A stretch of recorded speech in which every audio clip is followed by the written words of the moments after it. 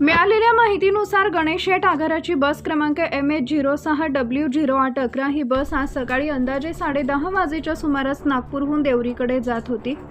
बस अकोली जवळ पोहोचताच वाहक बाजूच्या मागील चाकाचा ॲक्सल तुटून चाक वेगळं झालं। अचानक झालेल्या या बिघाडामुळे बस डळमळू लागली आणि प्रवाशांमध्ये भीतीचं वातावरण निर्माण झाले।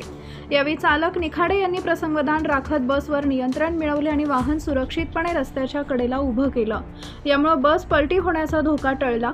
या बसमध्ये प्रवास करणाऱ्या प्रवाशांना कोणतीही दुखापत झाली नसून सर्वजण सुरक्षित असल्याची माहिती मिळते। घटनेनंतर काही काळ मार्गावरील वाहतूक प्रभावित झाली होती। संबंधित बसची तपासणी करून पुढील कार्यवाही करण्यात येत असल्याचं सूत्रांनी सांगितलंय। या घटनेमुळे राज्य परिवहनच्या बसच्या देखभाल दुरुस्तीबाबत पुन्हा प्रश्नचिन्ह निर्माण झाले असून प्रवाशांच्या सुरक्षेबाबत प्रशासनानं अधिक काटेकोर उपाययोजना करण्याची मागणी होतीये। दरम्यान या बसचे वाहक निखिल तांबेकर हेही घटनास्थळी उपस्थित होते। घटनेनंतर प्रवाशांना सुरक्षितपणे खाली उतरवून पुढील प्रवासासाठी पर्यायी व्यवस्था करण्याचे प्रयत्न करण्यात आले। नागपूर देवरी महामार्गावरील महाराष्ट्र राज्य परिवहन महामंडळाच्या बसचा मोठा अपघात थोडक्यात टळल्याची घटना आज सकाळी घडली।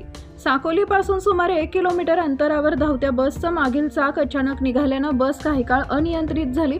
मात्र चालकाच्या प्रसंगवधानामुळे बस पलटी होण्यापासून वाचली आणि संभाव्य मोठी जीवितहानी टळली। या घटनेबाबत आपण आणखी जाणून घेऊया।